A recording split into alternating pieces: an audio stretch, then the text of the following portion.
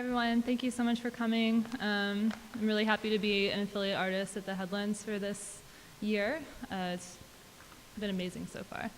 So I'm going to read the first 5 or so pages from this novel that I just started really recently, and I'm hoping to get a first draft done of during my stay at the Headlands. So as you heard in that bio, I was originally inspired by this idea of these invasive tumbleweeds that kind of take over this town. And it was actually just because I saw this video online of this phenomenon in inland Australia where it's called the hairy panic. And it's where this type of like dry grass forms tumbleweeds and kind of takes over and grows. It can grow to the height of like the roofs, and then people have to deal with it, and it's a huge nuisance. So I kind of use that as the backdrop for this story. And of course, then there are lots of other things happening on top of that. So, all right, the brush. A year after my fiance is taken hostage by eco-terrorists in the Amazon, a pernicious strain of tumbleweed descends upon our town. The brush rolls south in soft, wheat-like strands that clump and thicken, strangling roots around buildings, creeping up the walls of our houses. One night I stayed out late and had to claw my way to the front door with bare hands until I stood dripping blood in my foyer on the green-gray slate that has always reminded me of tortoise shells. I keep coveralls in my car now and rawhide gardening gloves that stretch to my elbows. Each afternoon I cleared the lawn using my safety machete, a long-handled blade with one rubber side, invented solely for this regional problem and sold at Home Depot for $30. I see the neighbor woman across the street doing the same thing with the same implement. We squint through the smoke from our brush bins, wave, and keep hacking away. About the brush, little is known for certain. We know that it originates in a mile-wide swath of territory up north, near the Minnesota border. Journalists speculate on who occupies this land. The most popular theory is a collective of farmers who lost their leases and radicalized, unleashing the product of a GMO experiment that had been contracted to grow. But these farmers have no faces or names, are no more than an idea. The brush is treated as a natural phenomenon, invulnerable to reason, commanding our respect and fear.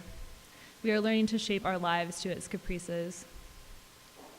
The first week saw a series of failed experiments, pointless violence done to the landscape in our attempt to defeat the invader. Citizens doused the brush in gasoline and set it on fire. They tried to choke it with weed killer, poisoning their own lawns, trailing death to their doors. In those early days, city governance went to war against the brush, commissioning engineers at the state university to trick out a street cleaning truck with massive pipes.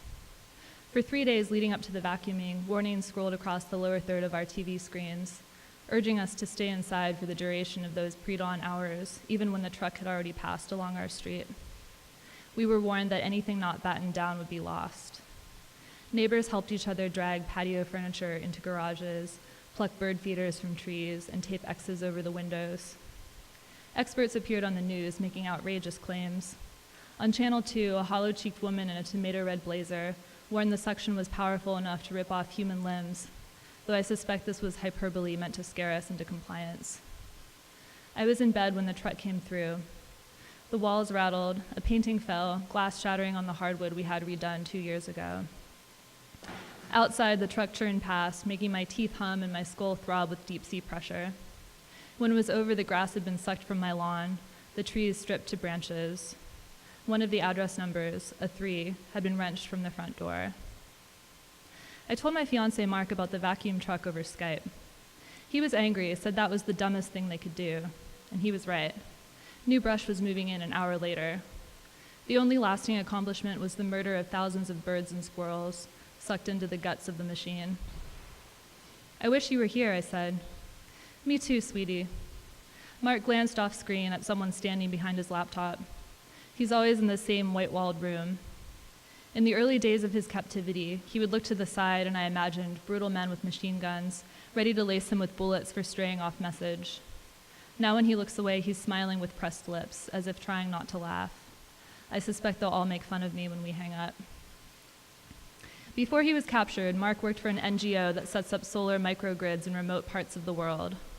Last year's target was a cluster of Peruvian villages. Mark left for Lima on a Tuesday night on what was supposed to be a 2-week trip.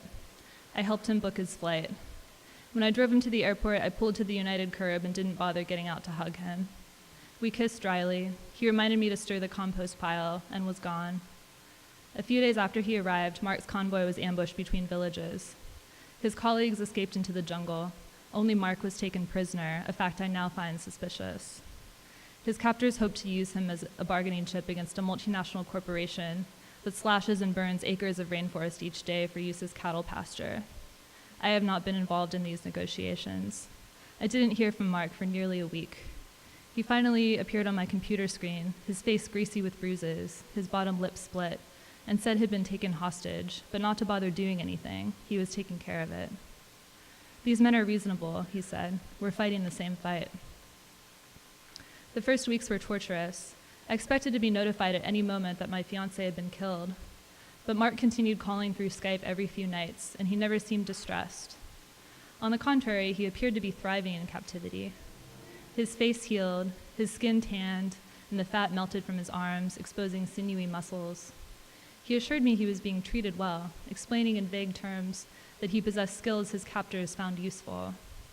Whenever I asked how soon he'd be released, he said, just a little longer. Another week, maybe 2. His captors were always on the verge of a deal with the food processing company via their regional proxy, a syndicate of Brazilian ranchers. Weeks bundled into months, and my anxiety yielded to a dull throb of resentment. After 6 months, I stopped asking when Mark was coming home. Early on, I had written letters and emails to congressmen, to experts in hostage negotiation, professors at Princeton and the University of Chicago. Gradually, I realized I was fighting this battle alone. Mark doesn't want to be rescued. By now, his Spanish must be nearly perfect. The brush crisis continues to worsen. Businesses have cropped up to help us cope with the daily accumulation. The most prominent is the brush clearers. Young men move from house to house, clearing and burning brush for BC subscribers. They wear neon green t-shirts emblazoned with the company logo, the silhouette of a frontiersman wielding a machete against a tumbleweed twice his height. For a few weeks, I resist. It seems decadent to pay someone for a chore I can do myself. I think about what Mark's captors would say, how they would call me a rich, lazy American. One afternoon, I'm tearing rafts of brush from my house, and I look up, and there's my old friend Andy across the street, wearing the BC t-shirt, having just finished clearing my neighbor's brush. I call his name. He looks up from his phone and breaks into the easy smile of a man who has never taken rejection to heart. I forgot you live here, he says. He crosses the street to me. I'm embarrassed by my shoddy job clearing the brush and by my ridiculous outfit, men's coveralls and gardening clogs, and a trucker hat I found in the closet. My abandonment is written in scratches up my arms. Andy and I were in the same group of friends in college. Mark played bass in his band for 6 months, but quit one night after an argument about something petty, like who'd paid for a round of beer. It didn't help that Andy always flirted with me in his habitual, impersonal way. He had a beard the last time I saw him, but he's clean-shaven now. Wavy brown hair just past his ears, freckles, a low, sturdy build. I don't know. How is a man described? Pale with an aura of kindness that you can't know about a person until you know. How's it been with the brush? Andy says. I shrug. It's tough dealing with it on my own. Mark still gone? I'm not sure he's coming back, to be honest. Andy clears his throat and looks away as if I've said something vulgar. I'm still holding my machete, the blade hanging down my left leg, the tip poking into the mesh of my sneaker. You should sign up for BC, Andy says. I've been thinking about it. You can ask for me. There's a box on the form. Andy's forearms are scratched up too. I would run my tongue along the raised lines, tasting the metal of dried blood. Andy's phone dings. He pulls it out and looks at the screen, sighs, says he's got to run.